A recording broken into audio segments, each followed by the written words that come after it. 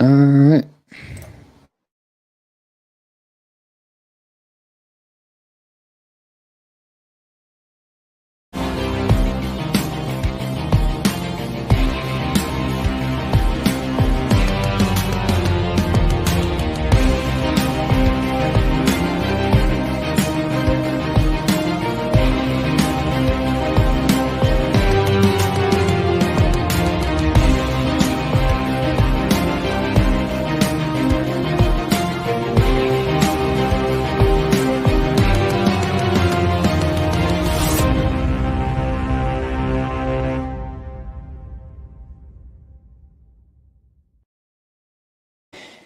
Ladies and gentlemen, this is your very own Chilling3000 here, speaking with... Danny Lewis. Yes, and today we have a special interview for the guys that has been a long time coming for a couple of weeks, I guess you could say. And, I'm very excited for this interview because I've been wanting to do interviews like this for a while. And please welcome our special guest for tonight. You may know him as the contestant who knew too much. It is Ted Slauson. Hello. Hello there, Ted. Hey, Ted. Hi. Pleasure to meet you. Thank you. You too. How are you doing, Ted? I'm doing well. How are you? Doing well. So I heard you have a speech ready to give us. I'm sorry? I said you have a speech for you to give us. Oh. I have a speech to give you. No. Oh, I did a thought you speech. No, I did a speech in early August for an organization. Oh, I thought you which meant for was- this. I thought you meant for this. So excuse me. No worries. I guess I'll ask the first question. Tell everybody about yourself and what you do and how you become contestant on The Price is Right. All right. Well, I have been I was a math teacher when I got out of college. And about almost 20 years ago, I got into educational assessment. So that's kind of those questions where you have to answer A, B, C, D, and hopefully get them right. I work on the math questions, and we put together the tests. We analyze the data and see how the kids performed on them, or the adults if they're tests for adults. And I got into The Price is Right when I was very young, and always wanted to be on the show. Was kind of assuming the show would get canceled because all the game shows kept getting canceled in the 70s, but Price is Right survived and is still going after 50 years. And in 1984, right. I started going to 1984. I started going to the tapings because I was finally 18, and I went to about one a year for about 6 years. And then I started going by myself. I would always go with a friend.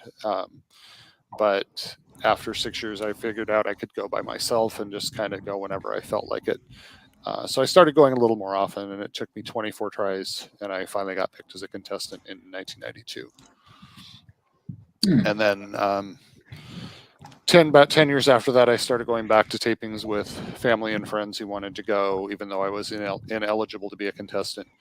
And then in season 37, when they changed the eligibility, I cannot say that word tonight. The eligibility rules, I went back to a taping in September of 2008, and I gave a contestant a perfect bid on a showcase and caused all sorts of controversy and angst. Yes. All right, Kenny, go ahead. Okay, so Ted, do you remember the very first time you watched The Price is Right? Was it just when you were like 4 years old or something? Or I was actually, as best I can remember, it was probably spring of 73. So it was probably in their first season when they were still the new Price is Right. And the story I always tell is that, it was the early 70s. We only had one TV. There were 6 kids, and we were all home from school for like a vacation day or spring break or something, or holiday. And I was the youngest, so I, never really got to choose what we watched, and they all wanted to watch The Price is Right, and I was not really impressed by what I'd seen in the commercials, so I was like, fine, whatever, and I sat down and watched it, and it kind of drew me in and was really fun, and just kind of from then on, I always would make a point to watch it when I have the chance. All right. So, what was your reaction when they asked you to star the Perfect Bid documentary? I missed the first part of that. What was the? It was so. What was your reaction when they first told you reaction. that they were making you a documentary about your experience? Okay, so the idea for the documentary actually came very late in the process. C.J. Wallace, who is the director of the film and put it all together, he contacted me way back in 2010. He had seen the Esquire article that they did about the Perfect Bid, and he contacted me through Facebook and said, I'm really thinking about doing a movie kind of loosely based on this incident, and I would want to have you like as an on-set consultant, and it would be a paid position. It's like, okay, but I figured, I'm not going to start spending money that I don't have yet, because this hasn't happened, and it may turn out to not be anything, who knows. And a couple of years went by and I didn't hear anything, and he contacted me again. He said, hey, I haven't forgotten about you, I'm still trying to raise money to do this movie. And then another couple of years went by and he contacted me again, and then in 2017 he said, I've got the funding. He's like, I'm ready to start shooting. He said, can you put together a kind of a story of what you did and what the tapings you went to and that kind of stuff. So I put it together, and he actually messaged me today, and I guess it was 12 pages that I wrote. And when he read it, he contacted me back. He said, you know what? He's like, I'm not doing this movie about this, loosely based incident. He's like, you basically wrote the whole movie. I'm just going to do your story. And that's when when he decided that it would be a documentary about me and not really loosely based. So it happened probably a couple months maybe before we started the filming, which they filmed me over a 3-day weekend, and brought in a little bit later, which was wonderful to have them both in the movie. And my new punchline is, if anyone had ever told me I'd have top billing over Bob Barker in a movie, I would have told them they were crazy. Right. But it was exciting to find out that, it's going to be about me, and so now it's going to be more. I'll be more involved, and I certainly was and have been. Now, Danny, go ahead. Okay, so what exactly was Bob Barker like off camera? What year are we talking about? Because that changed. when you were there in the 80s or 90s. Yeah. So in 84, he was not executive producer yet. I should look that up somewhere, what year he became executive producer, because I think it changed a little bit. He had more of and rightly so. I mean, as executive producer, you've got more of a role in making sure the show is coming in on budget. But very funny, always, quick to make the audience laugh. Now, when you go to multiple tapings, you hear some of the same jokes more than once, and it's because that the audience, for the most part, is first timers. There's very few people who go back more than once. Most people do it on a whim or on a vacation. They don't go over and over and over like some of the more dedicated people. Yeah. So they'd go to commercial. He kind of had a usual shtick about, he'd make a joke about the 3 contestants who didn't get up on stage after the first item up for bids, and he'd say, you 3 can stand up and make another bad bid and sit down again, and everyone would laugh. He always just had those kind of funny jokes. But the one that I always tell, or that I think I tell it in the documentary, is the day that he kind of noticed that I was yelling out the right price and they had me on camera and everything. When Susan turned around and said, "Help me," and I was kind of like, yeah. He looked at her, he looked at me, and the camera came on. And he immediately just went right into it and said, during that commercial, Susan was overtly flirting with Theodore, and it had just happened. Like, he was quick. He knew how to take something and run with it. And I think that's what Yeah. makes the show so much fun to watch. And I have really enjoyed watching the old episodes they have on Pluto and Roku and all the different streaming services. Have you seen yourself show up on any of those yet?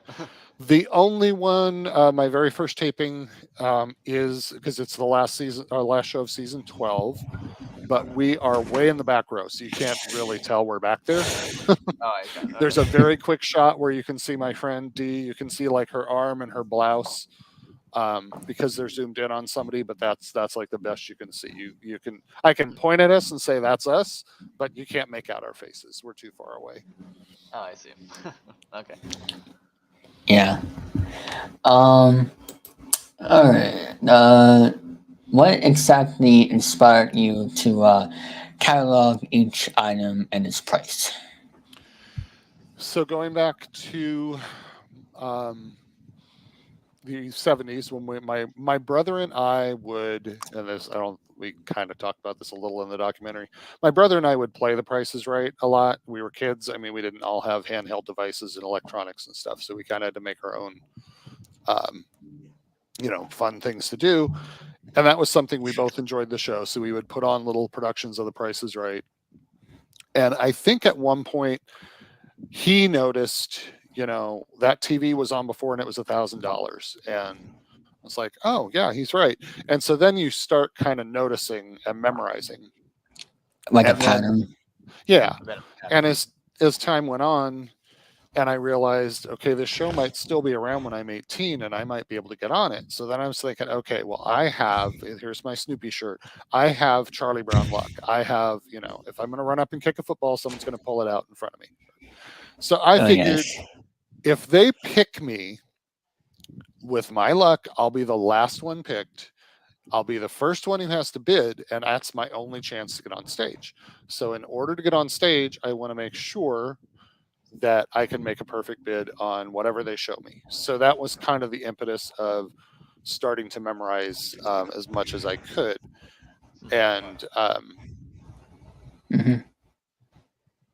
so, and then that just, over the years, that process of how I kept the records changed and improved. And that's kind of why the perfect bid thing happened in the showcase.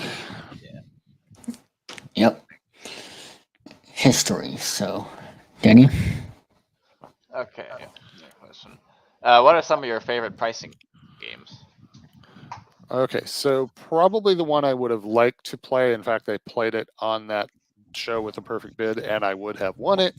It's in the bag because it's a cash game, but it's not based on luck. Like when I played Punch a Bunch, I got all 4 punches, but you're not guaranteed $10,000 unless you have really good luck or you kind of know, where they sometimes hide it. But it's in the bag is all based on pricing. And something that didn't make the documentary is that my sister and I went to a Price is Right live show. I don't know. I'm sure you guys know what that is. Yeah. Yeah, I've been to tapings here in New England. Yeah.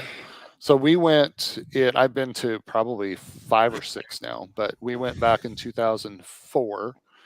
And in fact, it was 18 years ago, a couple days ago, because we were taking my niece for her birthday to the actual Price is Right, and it's her birthday today. But so happy birthday, Leslie, for watching. So what happened was we went to the Price is Right live, and Roger Dobkowitz and his wife were there for that. We're in the audience, and they just happened to sit next to us. That was where their seats were. So I actually got to meet him that day. My sister, and I probably wouldn't have said anything, but my sister's very, she doesn't let anything stop her. She just reached right over and was like, well, Roger, it's so nice to meet you. I still tease her about that. But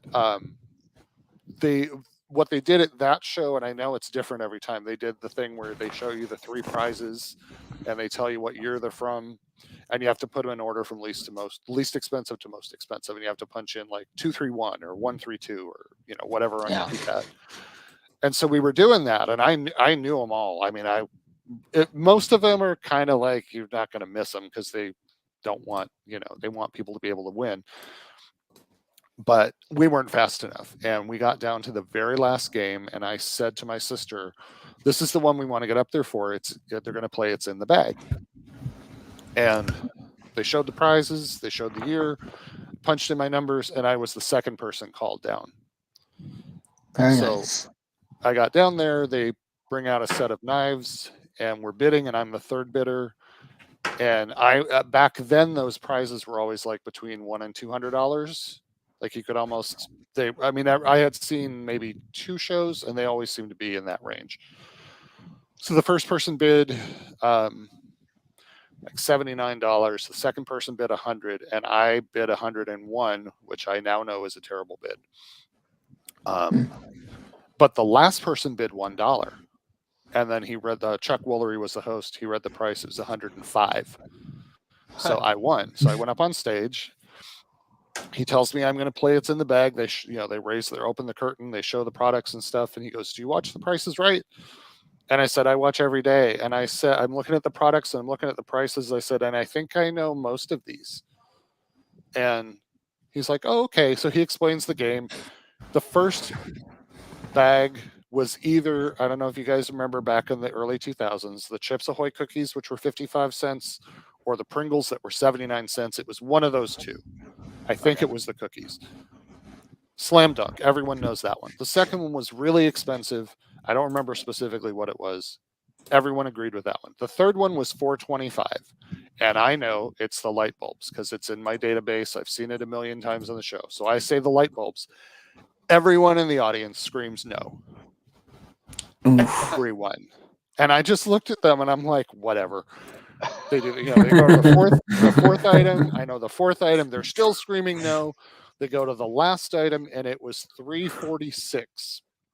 And the two things that were left were the Hershey syrup and Aspercream. Or $3.42, not $3.46. The Hershey syrup had been $2.25 forever. I didn't remember, although I should have, that I'd seen the Aspercream, so I should have known it. But I figured that Hershey syrup didn't go up that much. I'm going to go with the Aspercream. So then they started showing the prices. I got the first one right. I tell Chuck, I'm going all the way. He shows the second one. It's right. I was like, I'm going. And the audience is all screaming, no, stop. He hits the third one, and the light bulbs are in the third bag. And they're like, oh my God. And I was like, see? And so I ended up winning the whole thing, and I won $2,400. I actually won more on the live show than I won on the actual show. Yeah. Fascinating. Yeah, those Price Right live bands and you got to meet Chuck Woolery. Yes. And I think Randy West was the announcer that night. I didn't actually get to meet him, but I remember him doing his, Yeah, Randy talked about the Price is Right live stuff in his recent book, but go ahead, David. Yeah. Yes, I gotta promote this for him. Yes, I need to get a copy. Oh, that's awesome. Yeah. Sounds like it's really good. And me and Danny here actually interviewed him on the Rary podcast last year. That was fun. Now, have you ever? What was the first game show taping that you heard Bob talked about this? The price is wrong, bitch. That's a good question. That happened, I think, after I was a contestant, so probably not until like 2002, maybe. And then it came up a lot. Like people would always want him to say it, and he would do this running joke about, "Oh, they want me to say the line for the movie, but I'm not going to say the price is wrong bit or the price is right bit or whatever his line is," and everyone would laugh. It's like he'd say it, but he wouldn't say it like he did in the movie. I tried to do a debate of that movie once. That didn't work out. And the next question is, tell the story about when you first got noticed on the show. So it depends on what you mean. I mean, I know what you mean, but what I need to tell you is the show that happened shortly before that one. Okay. Which was the kind of the reason behind what happened. I had gotten kind of frustrated, and like I said, I had just started going to the show by myself. So I'm not, there's no one there to embarrass. I'm there by myself. I can yell as loud as I want. And I Mhm. actually got someone to pay attention. And it wasn't that she specifically looked at me, but just her reactions. And the fact that in the showcase, when Bob went to her for her bid, and you can hear me yell 18.5, and you can see her kind of do this and go 18.5. Like she said it exactly how I said it. So I know she was listening. Unfortunately, she went over. But Ouch. then then at the next taping, that's the one where I was in the fourth or fifth row, and the first item up for bids was a home gym, and I just figured as soon as Rod finishes that description, I'm going to yell out the price, because if you wait too long, then if I'm the first one, maybe someone will say, well, he seems like he knows what he's talking about. And so that's what I did. And I yelled out 1250, and Bob didn't even get a chance to start explaining to the contestants that, the one that's the closest without going over will win. Mhm. And so he just stopped and looked at me and he said, well, there's the first bid of The Price is Right. Yep. Before one of you even open your mouths. And then he's like, that will go to the one of you four who bids nearest to the actual retail price without going over. And then he turns to me and goes, and you, sir, have no chance of winning. And they had a camera on me, and so they put they switched the camera shot to me, and I'm laughing, and then I'm thinking to myself, he's going to regret that he said that in a minute when he finds Yeah. out that I'm right. And so the four contestants bid, and the last guy bid 1,200. That was the closest to what I said. And Bob says actual retail price. He pulls the sleeve out, and you don't see it, but like I could see his eyebrows go up, and I'm 4 or 5 rows away from him. And that's when he just went, well, listen to this. And he had me stand up, and he said, the actual retail price is $12.50. And so then, he talked a little bit with that contestant about, well, if you had bid $12.50, you would have had a perfect bid. And then that contestant went on to win Master Key. He won the truck. He won a Toyota pickup. I remember that. So that's when they went to the commercial, and Bob would usually what would happen is Rod was the announcer by then. Rod Yeah. would kind of reintroduce Bob, and everyone would applaud, and Bob would say thank you, and thank the audience for coming. And it depended on how much time they needed to set up the second game. Usually it was very, very quick. It was like the lights would come down, Bob would say thank you, and the lights would come back up, and they'd almost go right back into the next part of the show. But that day he came down from the turntable, and he didn't say anything. I don't think Rod, maybe Rod did, I don't remember, but he just went, Theodore, you watch The Price is Right. And I was like, every day. And I don't remember, we talked a little bit, and then I think then he maybe interacted with the rest of the audience, and that's when Susan turned around. They had them stand up because they're going to bring the lights up and turn the cameras back on. And that's when she turned around and she said, help me. And I was like, oh yeah, no worries. I was like, duh, of course I'm going to help you if I know the price. And then Bob made the big joke about, she's flirting with Theodore, and their dinner, they have a dinner date after the show, which was a joke. And Yeah, you never had the date, did you? What was it? never 30 had years? the dinner date, but never say never, and that's all I'm going to say about that. That's Yeah, that's all I can say. So then they, of course, I finally, for sure, have someone listening to me, and I'm all excited, and they bring down an area rug that I've never seen on the show. So I'm like, of course, Charlie Brown luck. And Susan turns around, and you can see me going, I don't know. And then I was like, go for 1,000. And you can see me doing the zeros with my hand. And she bid 1,450, and the price was 1,059. She actually would have won if she'd taken my bid. She wouldn't have been right on. But I didn't know that. And especially ever since, at least twice I gave someone a bid in a showcase that was too high. So I don't always kind of, if I wasn't sure, I'd be like, I'm not sure, but this is what I would do. So then the person who won the rug went up on stage. She played, I think, most expensive and won. And then they come back for the third game, or the third item up for bids, and they bring out the little Emmett Kelly figurines, which I knew were $6.95. And as soon as I saw them coming, I'm like, okay, if those are the Emmett Kelly figurines at $6.95, I know this one. I hear the description.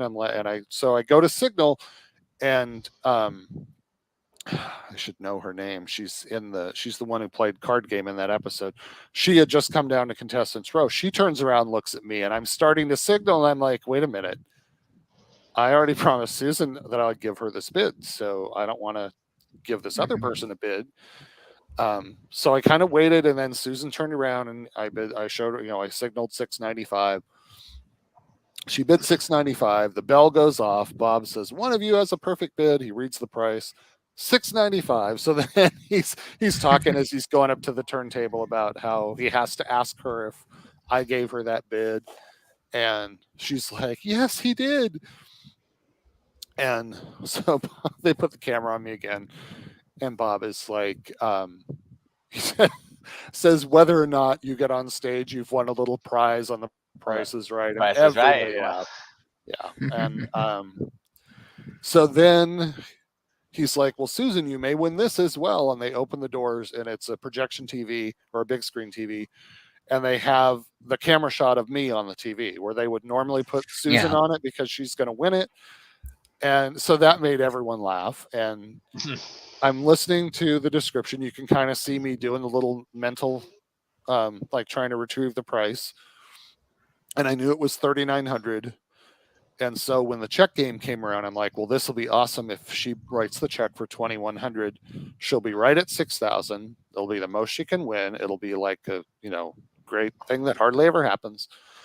And so then and then Bob forgot to give her the $100 bill too. So that was the whole thing, because he got so caught up in, how she got this bid. So when it came time to write the check, Susan looks at me. You can see me on camera doing the $2,100. You can see me do it twice. And I had done it already, and you can see her mouth the words 12.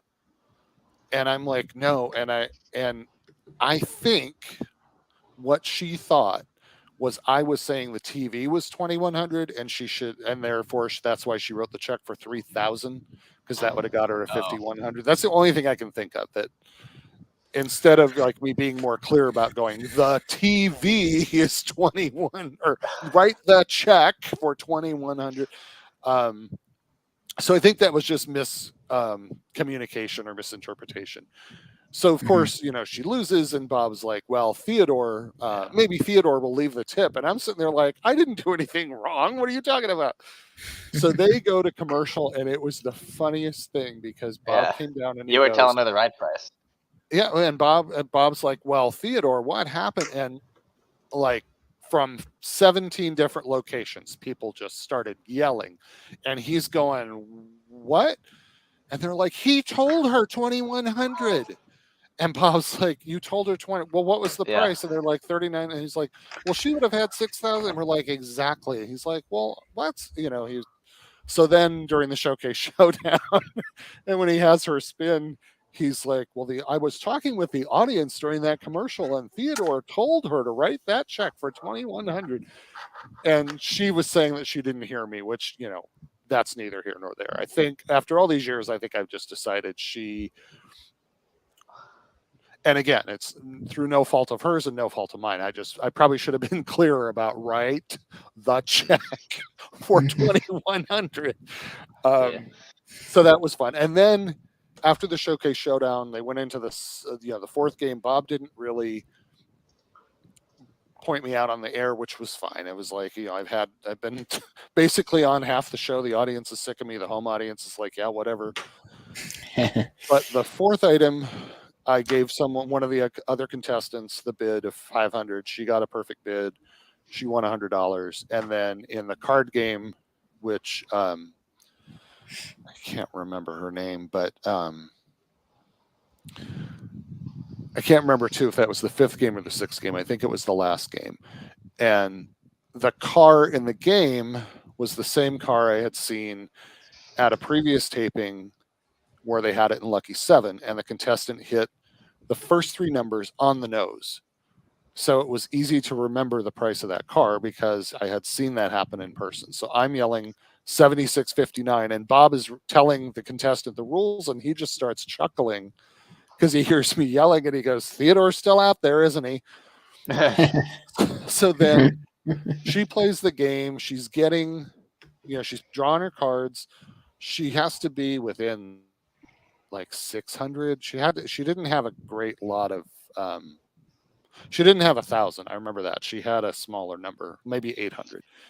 She got up to 7,200, and we're telling her stop because she's close enough to 76.59 where she'll win. And she goes, "One more." I was like, "No, don't pick one more." Well, she picked an ace. So now I'm like, well, if we couldn't do it in check game, let's do it now. Make it 459. Get it on the nose. 459. She makes it 500. And I'm like, what are you doing? Like, why don't people listen to me? So then Bob reads the price, and it's 8,694. It's like she's off by 1,094, I guess, or 994. I think 894, 994. She's too far off.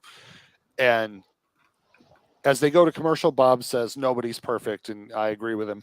And then what was funny was Roger came over during the commercial and spoke to Bob, and that's when Bob said, "Theodore, Roger was just telling me that the price of that car is $7,659, but we put different options on them to fool people like you." And everyone started laughing. And I'm sitting there going, "Oh, so when I get home, I'm going to have to start tracking the options on the cars so that I can figure out, what the prices are." And so that was really, I think 1990, that new season was when I started. And I had not really tracked cars that much. If it was a car that, like the Toyotas were always the same price, the pickup was like 73.63 every time. And so if you saw it, you knew what the price was. But I didn't track all of them because they weren't consistent. And it was because of the options. Yeah. All right, then. Oh, I heard that notification, but yeah. All right, yeah, that's fun. So now you've been to 37 shows, correct? 37, I think, is the correct number, because I believe 36 was the perfect bid, and then I went to the taping that right after that one because they had seats in the audience. And I had eyes on me the entire taping, as I'm sure you can imagine.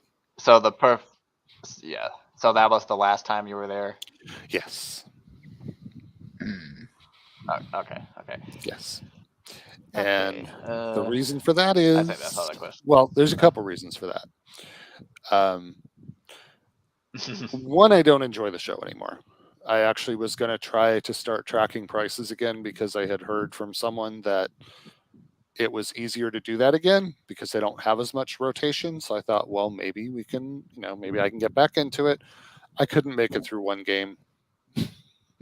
I just couldn't do it. Too much hype, too much flashing lights. It's a different show. But yeah, it really is.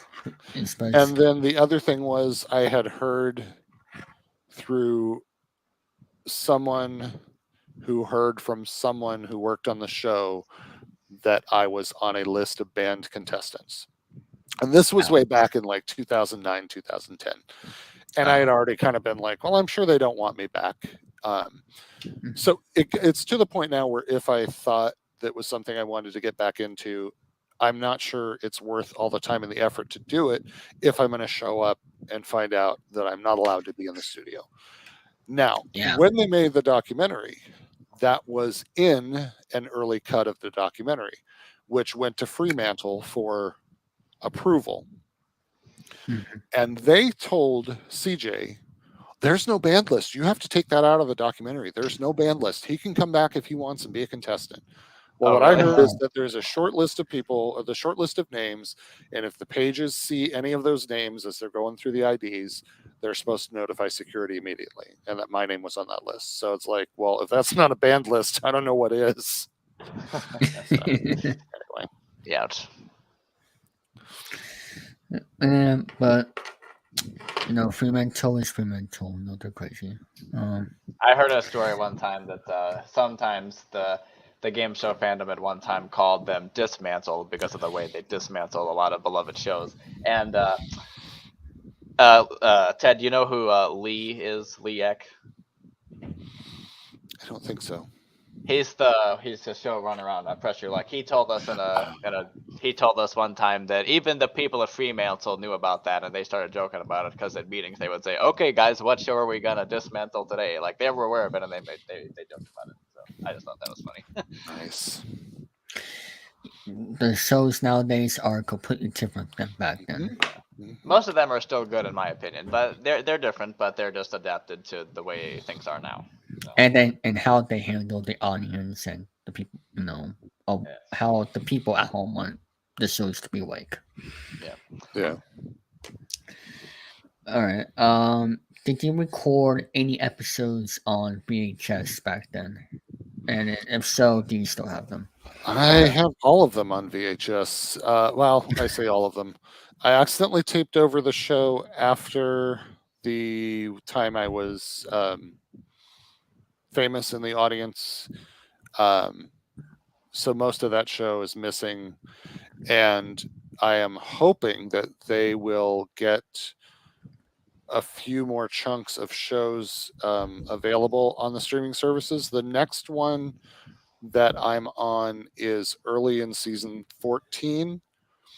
And I am you know how they do the opening pan across the first couple rows?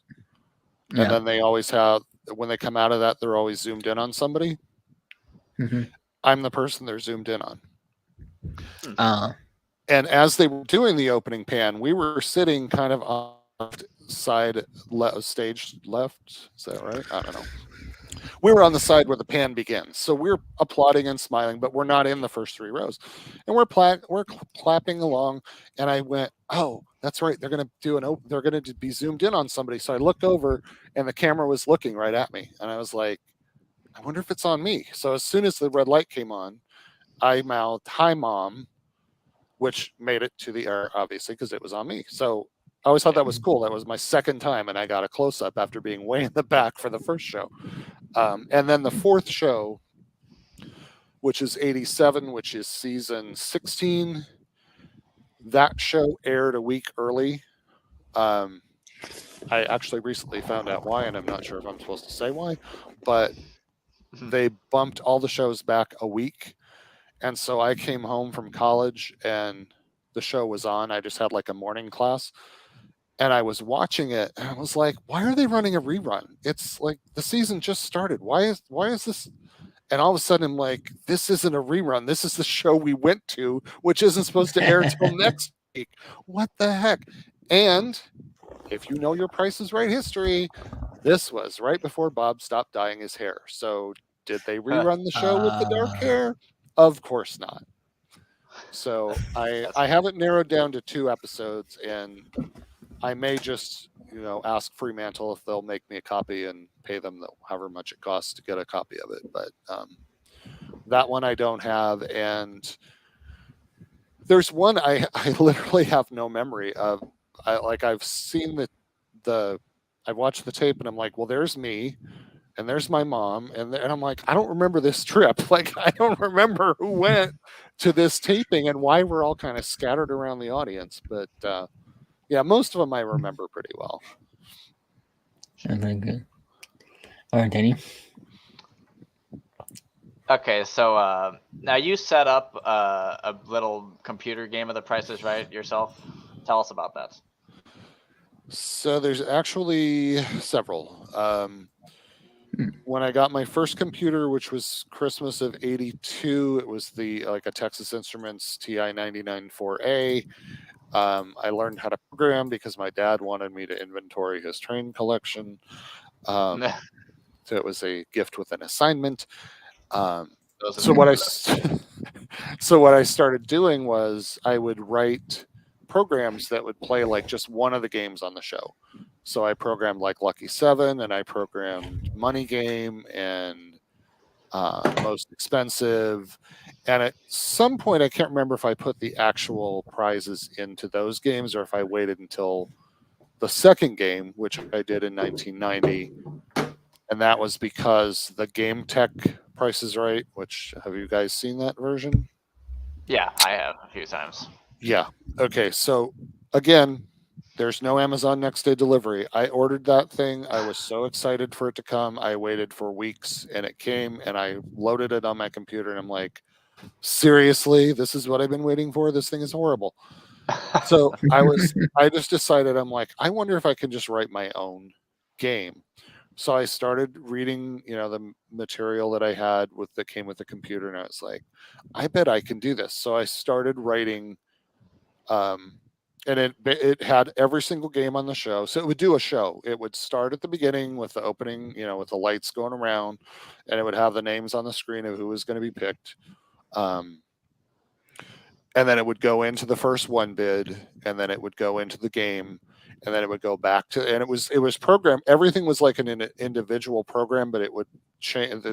The command was chain, so you would chain to the next program that you wanted it to go to, and it would take all the variables with it, and then it would play that program, and then it would go back to wherever you wanted it to go next. And so it was just a matter of writing each individual game, and then that took me a longer time because some of the games were easy. Like I cranked out 5 of them in one weekend one time, but there were things like, double prices and one right price and things that are quick.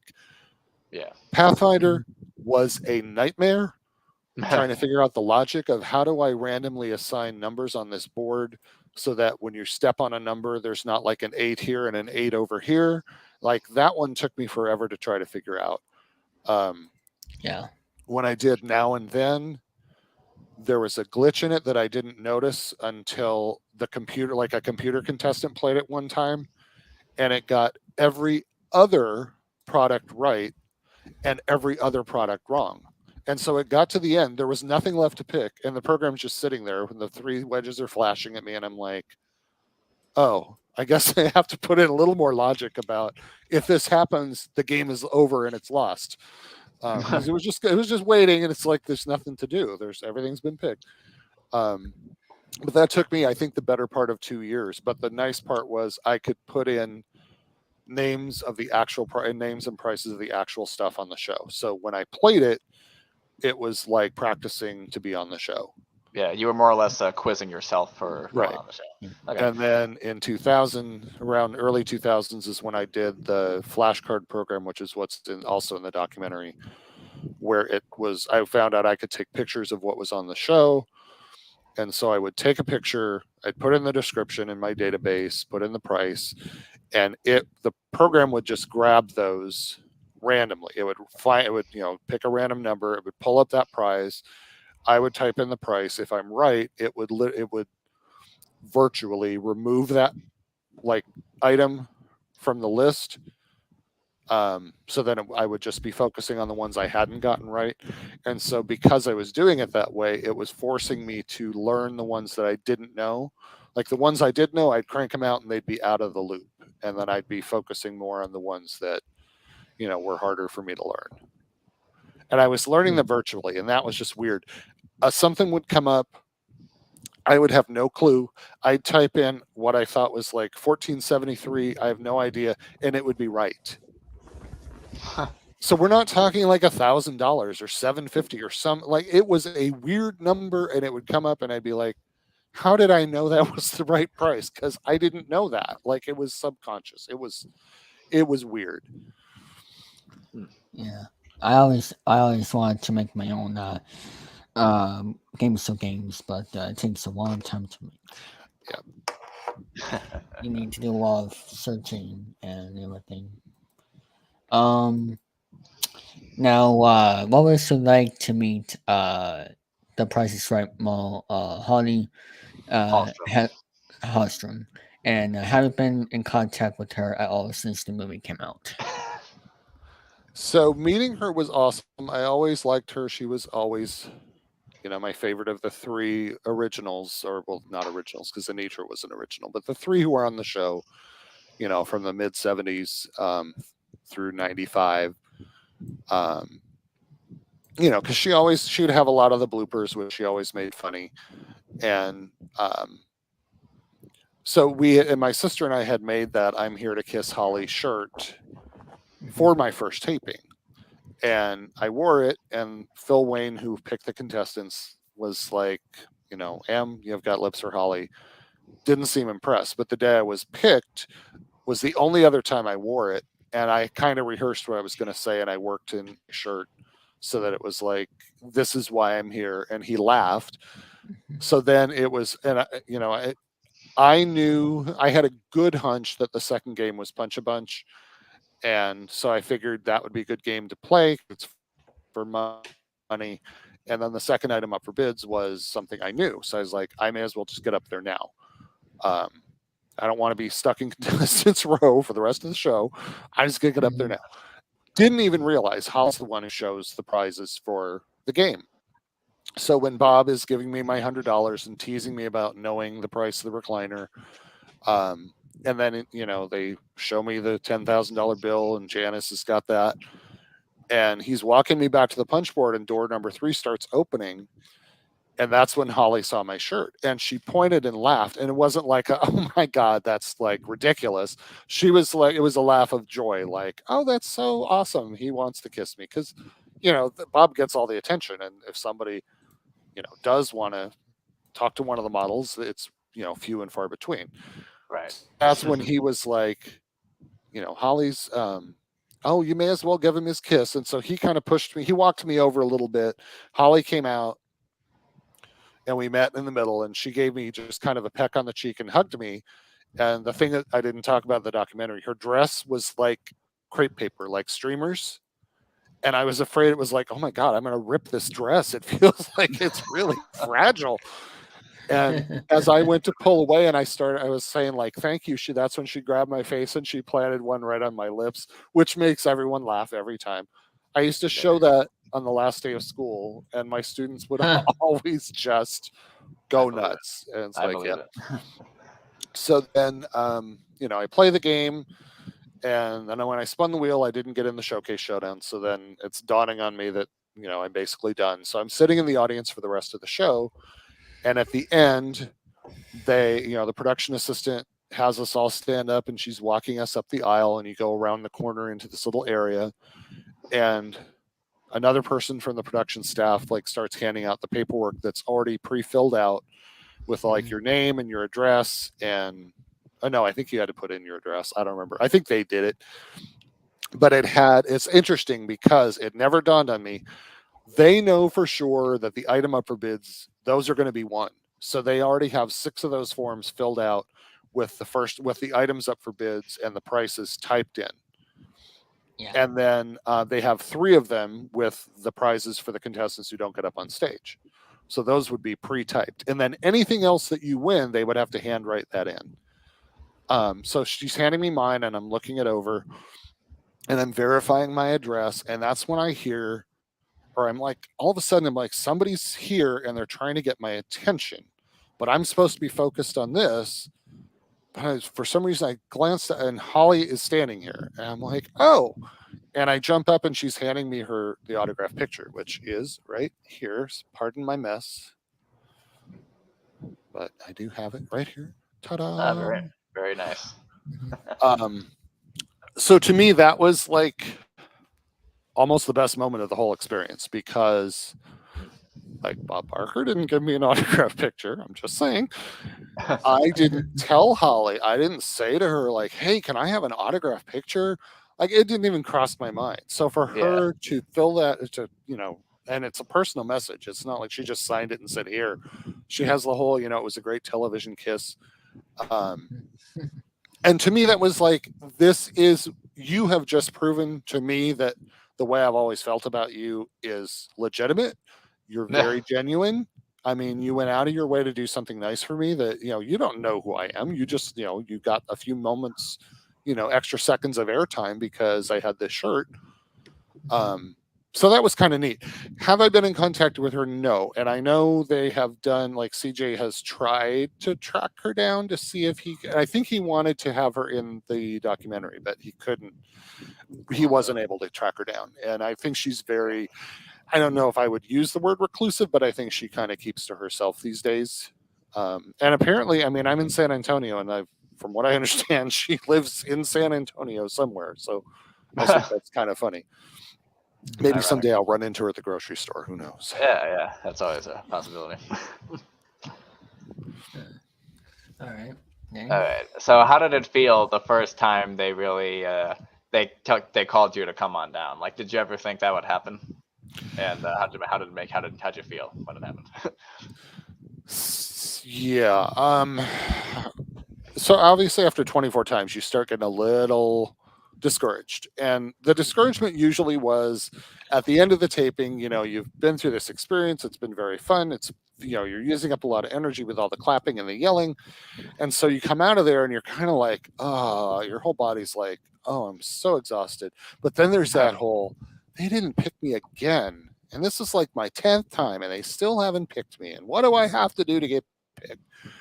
So the 24th time, obviously, and I had been there 3 days in a row. I went on Monday, I went on Tuesday. I was going to go home, but I thought, I don't have any pressing reason to go home. I'm going to stay for one day and do the Wednesday taping and then go home. So it almost didn't even happen.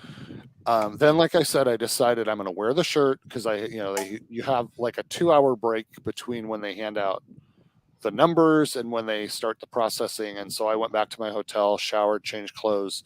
And I was like, I'm wearing the shirt. I'm going to wear the shirt. There's, nothing to lose at this point. And I come back, and that's when people in the audience, or, people in line are like pointing, and they're like, hey, he's got it. Oh my God, dude. So they're noticing. And I'm like, okay. So then I was like, what am I going to say to Phil to make this pop? So that was when I came up with my little spiel about, forget the refrigerator, forget the new car. This is why I'm here. And that's when he laughed. And I was like, he's never laughed. He's never laughed at me, ever. Mm-hmm. And I kind of stopped because I wasn't sure, do I keep going? And I can't remember if he said something or I said something else. And he laughed and he said, thank you. I think he pointed, which may have been the secret signal that day. He pointed at me when he said thank you. So that was my first inkling that maybe I've got a chance today. This would be cool. So then I go into the studio. They let us in really early that day. And what time in the morning? So the taping was 1:15. It was probably noonish, maybe, because they would start the interviews an hour before, or maybe an hour and a half before. So we were in there fairly early that day. Usually you'd have to wait outside, and then they would kind of let everyone in at the same time. But that day it was like they'd already done the rehearsal. They were just like, let them in. So I was sitting in my seat. I'm in like the 4th, 5th row, 5 or 6 from the end. And I'm sitting there and I'm thinking, I have to go to the bathroom. Do I just hold it through the taping or should I just go?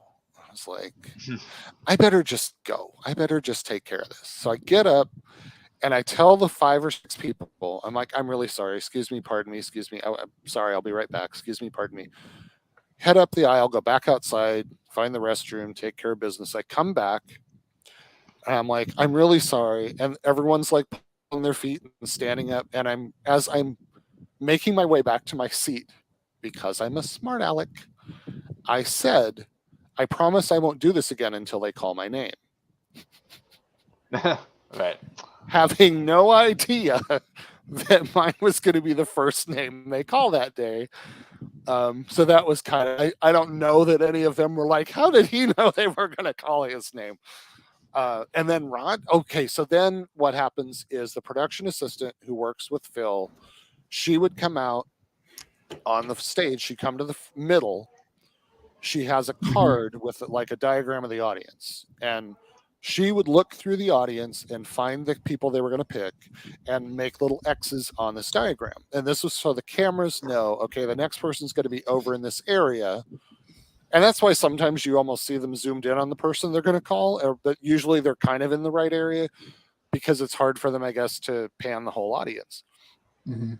So she's doing this, and there was a day, I think it was my 4th or 5th or 6th taping, where she walked over to the side of the audience. I was on one of the sides, and as she was doing her scan back and forth, I swore she locked eyes on me and like started making a mark, and then looked up again and locked eyes on me, and I was like, oh my God, they're gonna pick me. No, it was the guy right behind me. So I'm just like, I don't want to watch her do this today. I don't want to know if she's picking somebody in this area. Like, I'm just going to not watch. So she's up there doing her thing. And then Rod comes out to do his warm up. And I, at this point, can do Rod's warm up with him because I've seen it, 20 times. 22. This would have been the 22nd. Is very funny. Well, one of the things he would say is, the lights come on and the music comes on and you'll feel a tingle all over your body. And everyone kind of yells, and he's like, don't let that worry you, so-and-so. That's when they turn on the seats. And that's, it makes everyone laugh. And then he says, and then it gets really exciting. I start calling out your names, and everyone applauds.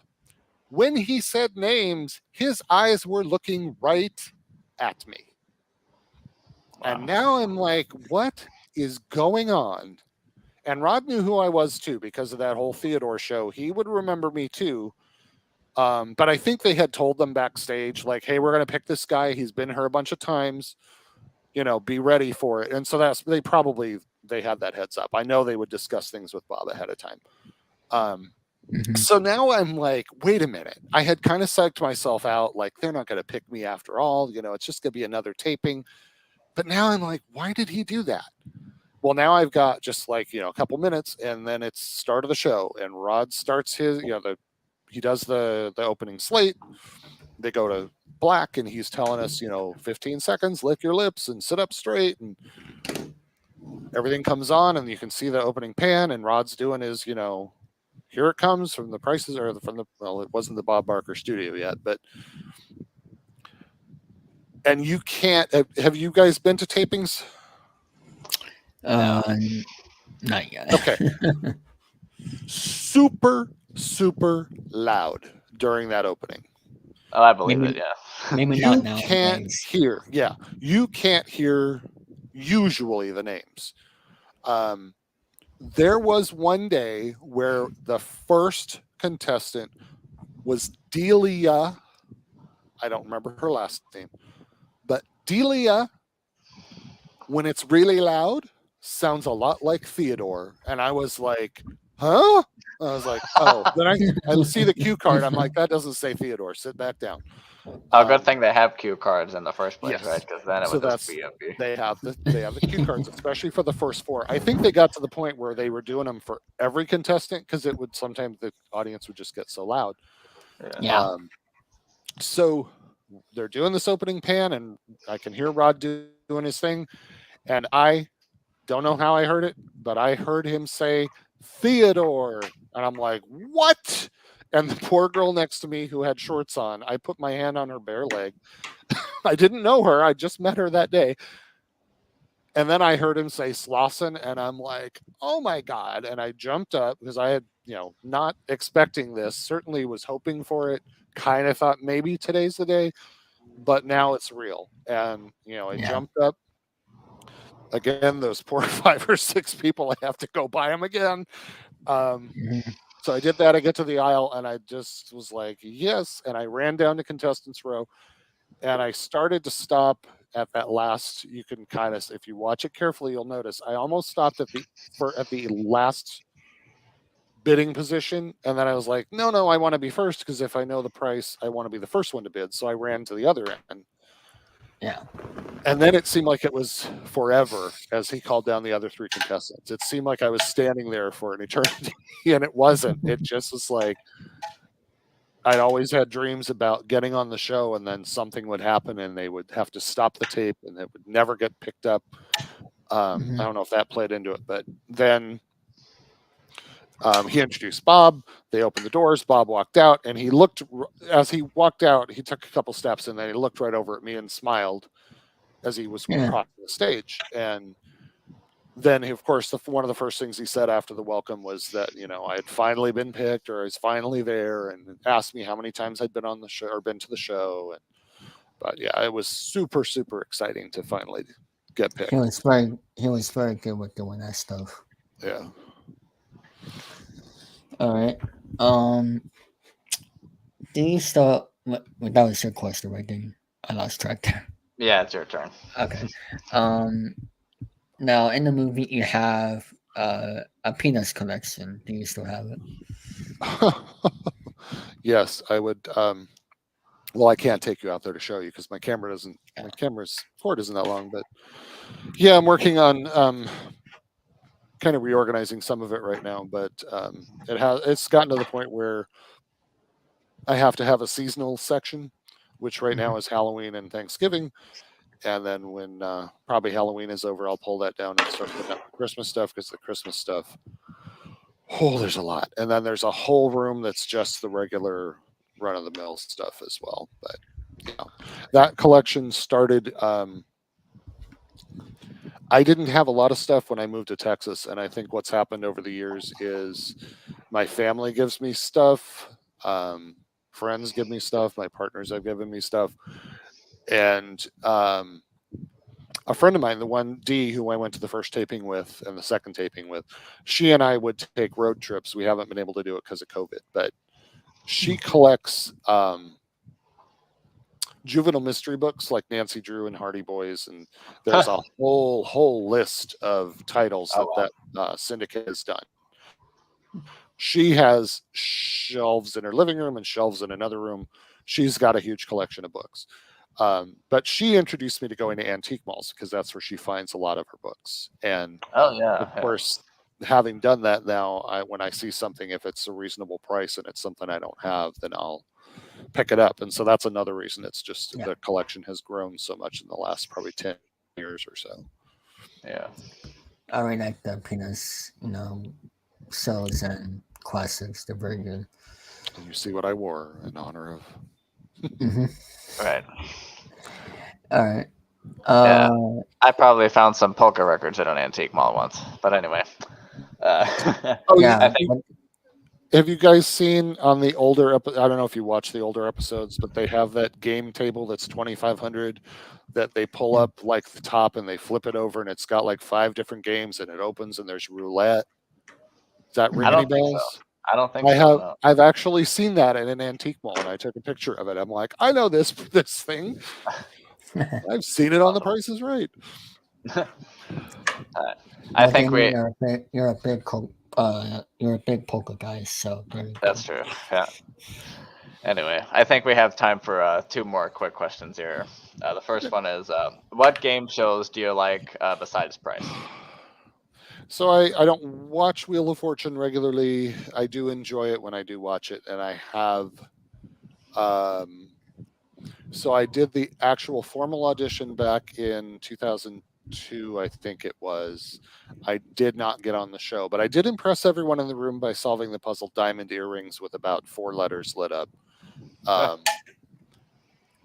passed you have to take like a written test where you fill in, there's like partially filled in puzzles and you have to fill out as many as you can. I passed that. I made it to the final round, but I didn't get called to be on the show. And then in 2014, they had a Wheelmobile event here in town, and I got my name picked for that, but I didn't hear back after that. So I have just not had good luck. But that would be a show I'd be interested in doing, because that's one too where the more you watch and the more, at least for me, the more I watch it and the more like puzzles you work on, the more quickly you're able to see words before they're filled in. And, then you get that strategy of, well, I know there's 4 S's up there. So if I spin a big number and I wait and I pick the S, I'll make a ton of money. And why people don't understand that, it drives me nuts. It's like, that letter's up there 7 times. Why did you just pick it when you spun 250?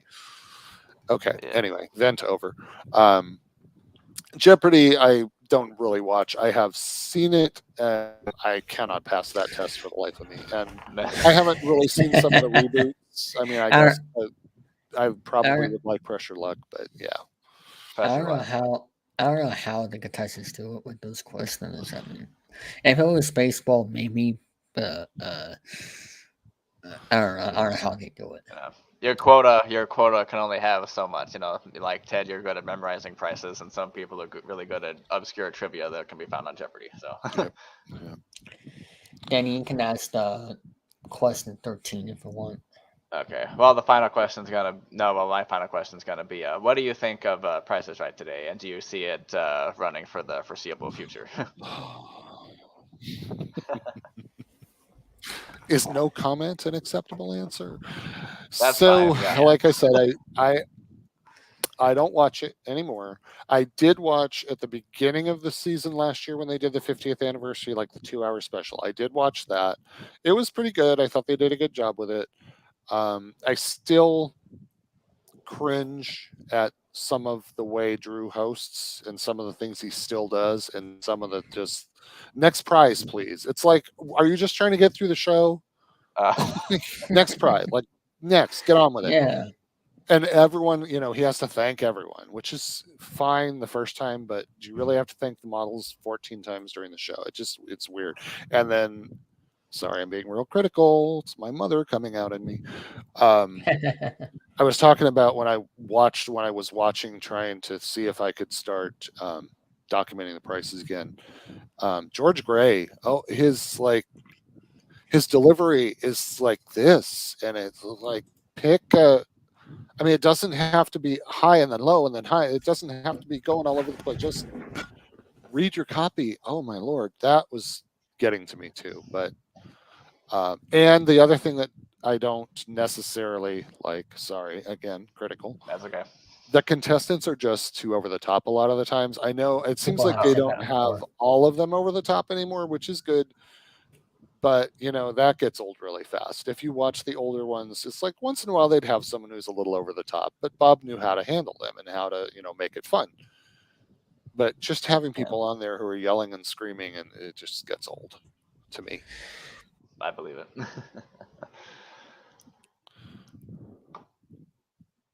Okay. Oh, we do have. Okay, David, we can do this one. So, what was your initial reaction to the whole? Actually, I'll show this picture for the occasion, because the reason why that movie was made in the first place is because you somehow you helped this guy on the right, Terry Neese, get the exact perfect bid. Now, did you know it was a perfect bid? Because I've heard you talk about it, and I've heard him talk about it. He was like 23,000, and then the 743 was like a social security number or something. So, what's your side of that?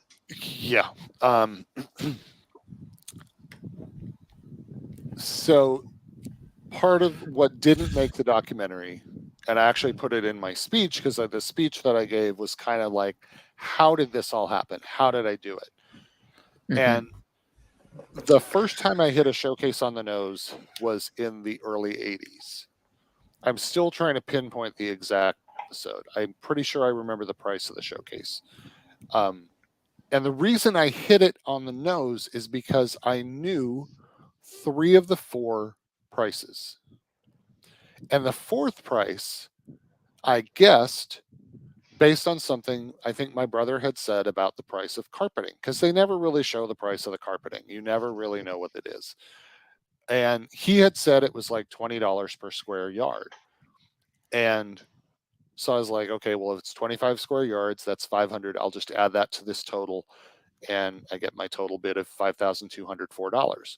Well, when Bob read the showcase price, I was like, oh my God, I just got that exactly right. That never happens. But it took me 6 to 8 years to finally figure out, around the same 1990 when I started doing the car option thing.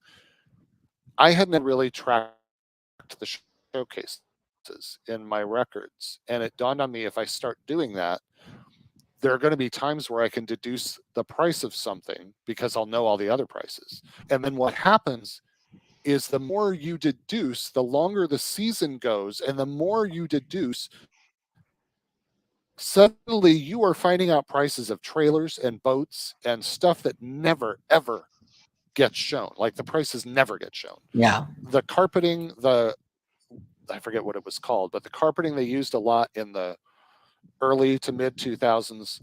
I don't know where this price comes from because it doesn't make any sense if you look at the square yards, but it was $25.50. I figured that out because I knew the prices of everything else and subtracted them out, and that was the only thing left.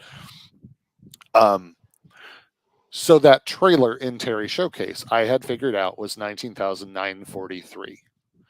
The jukebox had been on; it was 1,000. Seen it like 5 or 6 times maybe, and the Big Green Egg had been $900 for a long, long time, way back to even when my dad was on the show, which is something we didn't talk about. That was 2003. This is 2008. It had finally gone up from 900 to 1175, and it had only been 1175 one time in the early-ish spring, like around April, May. And so those are the only 3 prizes: 1,000 and the Big Green Egg was what he bid on. Sorry, you guys are probably looking at me like, "What are you talking about?" There was a pool table. The pool table was 2,800. So 1,000 and 2,800, easy, 3,800. I add the 19,943, and I did it in the stupidest possible way in my head. And I got the total, and I said to Terry's wife, it's 23,000. His showcase is 23,743 if he bids on it. And then I said, but let me double check my math, because it's like, this is the first time I've got someone listening when I know it on the nose, which has happened twice before in the studio. If this is going to happen, I don't want to screw it up. So I added it up again, and I said 23,743. Is that what I said before? She said yes. And now Sharon has passed Terry, who looks at us, and we both signal him 23,743. And that's when it dawns on me that maybe a perfect bid isn't the greatest thing. Maybe they're going to get all paranoid. Yeah. What if I just tell him 23.5 and he gets it? He has 243 away. He'll win both showcases anyway.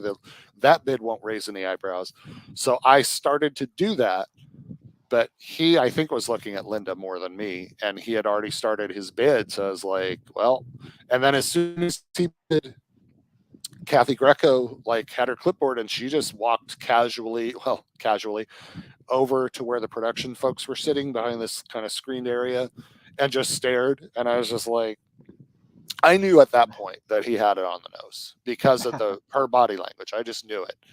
Right. And then when they went to commercial after the second showcase and the stop down went on and on and on, that was like, okay, I know what's happening. No one else in this studio, and no one else in the audience knows what's going to happen except me. And I think I had told Linda, I was like, he's got it on the nose. I was like, they're very, I don't think I used the word paranoid, but yeah, they were. I mean, they had a camera in front of us. It was on me for a few seconds, then it was on her. It wasn't on, but I could tell they were filming us. People on the production staff were kind of talking excitedly on stage, and Drew had been summoned backstage, so he wasn't even out there. They had Terry and Sharon sit down on the stairs on the home base because it was such a long wait. They'd want them just standing there, and they started playing the music that they would play before the show to get the audience kind of from getting too tired. And then finally they came back on, and I've heard estimates from 10 minutes to 45 minutes. I think Drew says, I think maybe 15 in his interview with that's in the documentary. I think he says it's 15. I would be willing to go with that, but it felt more like 20. It was very, very long. And, he obviously, I forgot what I was supposed to be answering. How did I know the price? Was that basically what you wanted to know? Yeah. I guess so. Yeah. All right. And then when that happened, at that time, Drew stated that he thought he was going to be out of a job, that the show was over. Yes. So he just went out there and said, okay, this is never going to air. So someone's going to say, okay, 23,743. Oh, that's an exciting pick. Congratulations. Okay, we'll see you next time. He wasn't even excited or anything. He was just like, oh, fuck, I'm out of a job. Right. But he wasn't, so. Nope. And they had I'm guessing they had already worked up a conspiracy theory of, well, that guy who's giving out the prices, he's probably a member of that website, and they're all mad because we fired Roger, and so Roger probably gave them a showcase. And Roger's like, I don't even know what you're talking about. I'm like, yeah. Yeah. And do you know, even if that were the case, and Roger Dobkowitz, if you're watching, I know, and I will tell everyone you didn't have anything to do with it. Even if something like that were to happen, how many hoops, how many like things have to fall exactly into place? Terry had to win the Showcase Showdown. Terry had to get up on stage, but he has to win the Showcase Showdown to get in the showcase. Sharon, which the irony of them, both of them being in the showcase, she was probably the only other person who really listened to me on that show, and she won the car in one away with, she got it right on the first because I knew the price. But that's, that all of those things still had to happen for that to happen. They had to pick someone who was going to know to listen to me. Like, it's just so silly for them to even come up with that theory. I mean, I know they were trying to explain it, but it was like, yeah, no, there's no way that, no. Yeah. Plus, they're not even par for mental, so. Yeah. And the story goes is that Terry Neese just said it was him and his wife watching the show all the time. Now, did they watch all the time? No. No. She did, he didn't. And the way I know that is from the interactions we had in line. Early in the morning, he actually got in line before she did. And he was going to have her walk over from the hotel by herself. And I'm the one who told him, I'll hold your place. Go bring her, because this is a scary neighborhood and we are not, there's like no security here. So he did that. He went and got her and they came back. And then the couple on the other side of me and Linda and I were talking about the show, and Terry was listening. He wasn't participating in the discussion. He wasn't saying, oh yeah, I remember when I saw that game or that show or that prize or that whatever. He was just looking at us and listening, but there was no involvement, no recognition, no, I'm not even sure. There's a word for it, I'm sure, that I can't think of. But Linda, on the other hand, started talking grocery item prices. And having been there 36 times, I've seen many, many people, well, I know the price of the yada yada is blah, blah. And I'd always just smile and nod, thinking to myself, you don't know anything, but that's okay. I'm not going to burst your bubble. I'm not going to be the one to tell you don't know what you're talking about. Right. But Linda was like, the Jelly Bellies are $1.49. Wish I could remember, and I need to go back and watch that episode. She named off 3 grocery items, was exactly dead on with all 3 prices, and all 3 of them were it's in the bag on that taping. It was really weird. So I know she watched the show, not like I did. They didn't keep records like he says they did, or if they did, she didn't turn to me and say, hey, his showcase is 23,743, right? Yeah, like yeah. she didn't know to that level, and he certainly didn't.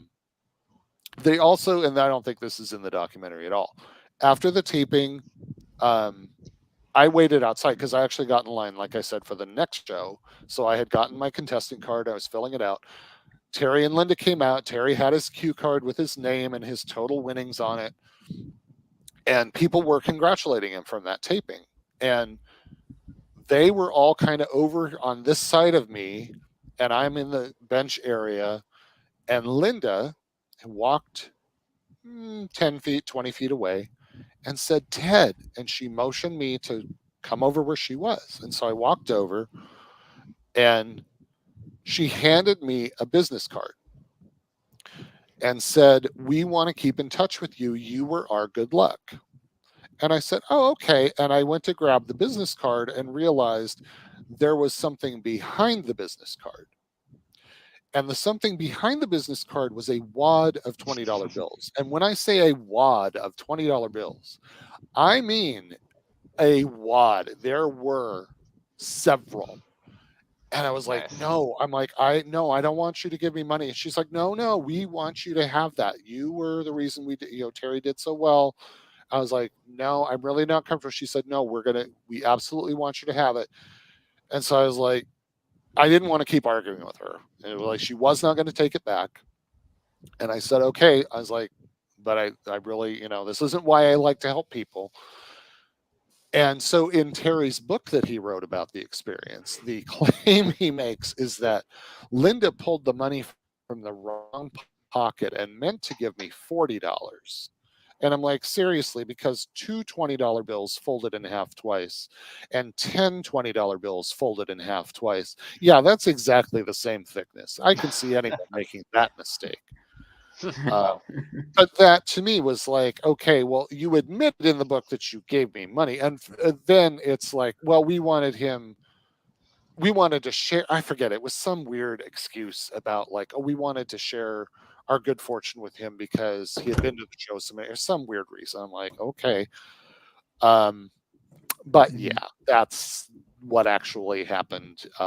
At least this is all from my perspective. And then when he came out and said, I did contact them. I did email Terry when the show aired because, it was supposed to air in November and then it didn't. And then, I found out through goldenroad.net, oh, they're going to air it in December. They switched. And I was like, oh, that's weird. So when it finally aired, I emailed Terry and I said, I can't remember what all I said in the email. So old, I can't even access it anymore. But he did respond and he's, said, yeah, it's been really exciting, yada, yada, yada. And then shortly after that is when I heard the first interview where he took credit for the whole thing. And I'm like, huh?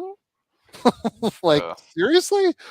So I was like, okay, I see where we're going with this. So, and that was part of the reason CJ wanted to do the documentary was here's this guy who just happened to be in the studio on this day and just happened to Yeah. have been to 36 tapings and has happened to help all these people win. And, the documentary only shows the tip of the iceberg. There are at least 6 or 7 others that if he had the money to get all that footage and if it, would have made the documentary a lot longer. But, Right, yeah. I think he did a good job saying, look at all these people where he was exactly right and helped them win. And Mhm. do you think it's a coincidence that he's sitting next to this guy on the day of the? Yeah, no. And then, we got when he got the episode of I guess the file with the episode from Fremantle, they sent him the unedited version of that show, which is actually on YouTube. I found it on YouTube somewhere. The whole thing? Yes, they edited Oh. me out of that episode as much as they could. They would do a tight shot after the third person bid, or the person in the third position would bid. They would switch to Drew, and then they'd have a real tight shot on the last person, which was Sharon for most of the show. So you couldn't see me unless when the person went up on stage, maybe. And they even edited me out of that a lot too. So that was pure coincidence. And no, I'm sorry. What happened was when they sent him the screener version, which has the time codes in it, that was the edited version. Then when they sent him the actual tape or the actual copy, that was unedited. So that's why in the documentary he has the two side by side where he's like broadcast version, unedited version. I remember that. Yeah. Yeah. So why would they go to all that trouble to edit me out of an episode if Terry did this all by himself? Hello, there's so many things that just, Hell, I didn't even know Terry wrote a book. It's called Cause and Effects: The Amazing Story Surrounding the Perfect Showcase Bid on Television's #1 daytime game show. And if you look at it on Amazon, it says it says no copies are available, out of print, limited availability. So there you have it. I have one, but a friend of mine, my friend D, has it, and someday I'll get it back. But there is a wonderful review of that book somewhere. One day I was like, I had not a lot of work to do. Don't listen to this if my boss is listening.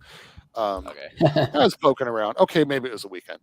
I'm poking around on the internet and I was looking at the reviews on his book. Somebody wrote, this book needs to be moved from the nonfiction shelves to the fiction shelves, like it's a complete work of fiction. I was like, huh? And they actually, I think, reference the documentary in their comment. Like, if you watch this movie, you'll know that he did not do this by himself. So, and that to me was kind of, I don't even know how I feel about it.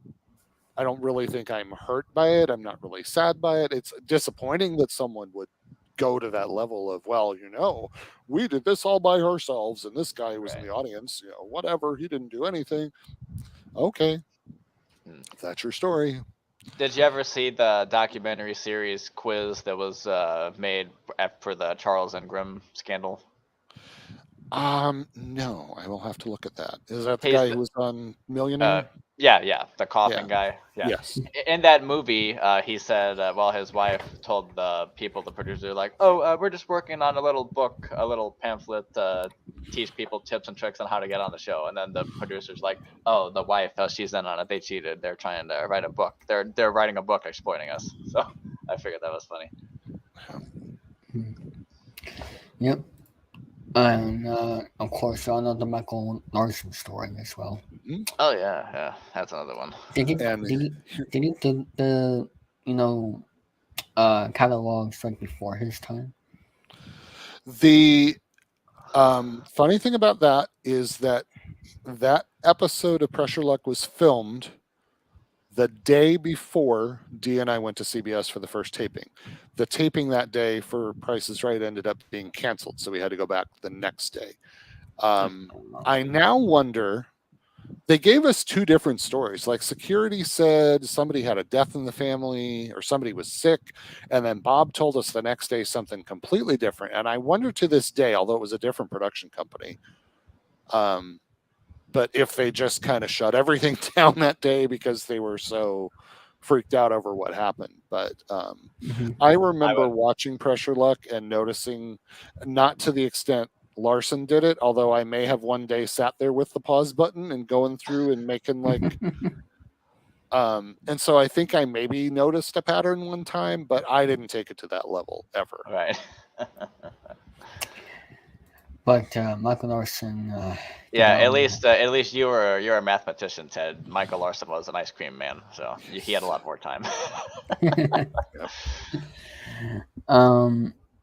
So my last two questions here is what do you do nowadays, and what do you like to do as for hobbies? All right, so I am in educational assessment, like I mentioned earlier. I work on math test questions for pretty much all grade levels up through like algebra Grade levels. 2. Actually worked on have I worked on anything higher than algebra 2? I don't remember. So that's what I do. We don't necessarily write a lot of the questions. We have writers write them. We kind of tweak them and edit them and make them as good as we can. We build the test forms and then we analyze the data after the items are tested to see which ones performed well, which ones maybe. And what's not funny, it's really not funny. We see items that they will sometimes split the data into like, here's how the low performing group did, here's how the medium performing group did, here's how the high performing group, meaning how they did overall on the test. Right. And there are items where the low performing group gets it right the most and the high performing group gets it right the least. So it's exactly backwards from what you want. Those are not good. Those are not helpful. Right. So we can't use those items. Fortunately, that doesn't happen a lot, but they're a lot. But yeah, geometry. And I remember this when I was a teacher. Kids who did well all year in middle school in my math class, we would hit the geometry chapter and they'd be tanking. And the kids who were, C or D students on a good day all year, we'd get to the geometry chapter and they're getting A's. And I was like, what is going on? I'm seeing some of the same things right now in some of the geometry questions where it's like the low performing kids are getting them and the high performing kids aren't. And there's no way to explain that. And what do I like to do for hobbies? Obviously my Peanuts collection, which mostly involves trying to find room. I just bought some new shelves, trying to, like I said, reorganize it. Like to go to movies every so often and Just don't watch the movie North. Do you watch any sports at all? I am not. I was born without a sports gene. I am aware of sports. I know how sports are played, but yeah, I don't watch any sports. All right, and the final question is: what is your reaction to the reviews of the Perfect Fit documentary, and overall, how do you feel about the history review and The Price is Right? The reviews, and that was another thing when I was looking at the reviews on Terry's book. One day I was looking at some of the reviews of the documentary, and I was having a good self-esteem day that day because 99% were just so nice. They're like, he did such a nice thing, and he was such a nice person, and once in a while you get one about and then they show his whole gigantic hoarding peanuts collection. I was like, yeah. Oh, come on! There'd be someone have to bring everyone down, but If it was polka, I can understand, but peanut. Oh, please. so that, I mean, I've enjoyed reading those kinds of reviews. I've seen some of the other more formal reviews, and some of them are good, some of them are not so good. Mhm. It was exciting to find out that we won Best Documentary at the Orlando Film Festival. That was the second film festival, I think, where it was shown. And unfortunately, it's the one where none of us could go. So none of us were there for the one time we won something. But so we can actually say, and I jokingly tell people every so often, I start a sentence with, as the star of an award-winning documentary, I feel that blah, blah, blah. Just to be funny. Yeah. Yeah. I do the same thing. Yeah. And then, I'm sorry, the second part of the question was, how do I feel about The history with you when The Price is Right? the history of The Price is Right? I think I feel really good about it. I always kind of felt like when CJ started bringing up the idea of doing this film, I was like, no one's going to care. No one's going to find this interesting. And I'm surprised how many people find it interesting. And like the number of friend requests when it went back on Netflix this last few months ago, What was I that? found, I'm sorry, When was that for Netflix? A few months ago. April. I think it was April. Mm. I think I found out a few days ago. CJ didn't even know it was going back on Netflix, and I started to wonder because I'm like, why am I getting all these friend requests again? Like, is something happening? And he messaged me. He said, "We're back on Netflix." I was like, that explains it. And when I went to Netflix and started scrolling through, it was on like we were either the first documentary up there or the second, for quite a while. And so I was getting new friend requests like very, very often. And most people will, if I do accept their friend requests, most of them I do because I can tell they're legitimate people. They'll message me. Sometimes they'll message me first, and I'm always happy to read they always say nice things about, I saw your documentary, it was so cool and it was so much fun to watch. And he did such a good job putting the whole story together. And I've seen it, I don't know, double digit times. And I saw it, I don't know, about 2 months ago, maybe. Probably middle of July. And there were still things that I'm like, I never noticed he did that before. He was the one who told me in Michigan at a film festival, during the opening credits, I was like, I never noticed the mountain climber's wearing the Holly shirt and my short. Like, he's dressed the mountain climber to look like me when I was on the show. And he goes, yeah. And he goes, and as soon as Drew's name comes on the screen, you fall off the cliff. And I'm like, oh my God. And that's what, I never would have probably caught that part, but I had seen it probably 5 or 6 times at that point. I'm like, I didn't even notice he dressed the mountain climber like me. And he did all that stuff. I don't know how he did all that. And he did it fast. Like, I was surprised how quickly he had a first cut of that thing ready after we filmed. And that was, again, before Bob and Roger were even in the picture, literally and figuratively. Yeah. And CJ Wallace did a great job with Perfect Bit and his newest film, Stu's Show. Yep. So do check that out. Yeah, and also there is another guy who interviewed CJ and Roger. That's Stu. Stu Show's back. Yeah. Yeah. He's a crazy guy, but so to Yes. him. They couldn't come up with pass the buck that night. And I was sitting in my hotel room going, it's pass the buck. I'm yelling at my phone going, it's pass the buck. So then I had to email them and be like, the name of the game you're trying to come up with is pass the buck. So Yeah. How about that? Well, all right. So I want to thank you for doing this interview. Absolutely. I know it's been a long time in the making, but I'm very happy And that I have a lot of family members who've seen the perfect bid, so I'm glad I can tell them that. Oh yeah, I talked to him on a podcast, so they would like that. Well, thank you yeah. very much for having me. And thank you for your patience with my bout with COVID. Oh, it was COVID. Oh, let's go. Yeah. It, yeah. Oh, I'm just happy to say I had the vaccines and a booster, and it's not something I want to go through again, but it wasn't as bad as I anticipated it could have been if I hadn't been vaccinated. So, Of course. well, not I that I'm had telling everyone to go get vaccinated, but I'm just saying, worked for me. to stay positive, and I had it back in I think it was April, March or April, and my sore was just not good. Yeah. Yeah. I lived on popsicles for about 2 days because I couldn't really eat much, and everything just hurt too much to. I lost a bunch of weight, but that didn't last very long. So, There you go. Yeah. All right.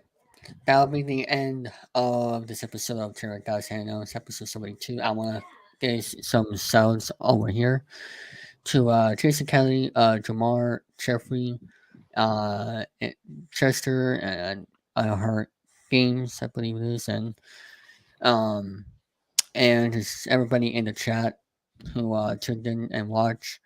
And I'm very happy that we're able to do this, and hopefully we'll get more interviews here on the show in the future this year.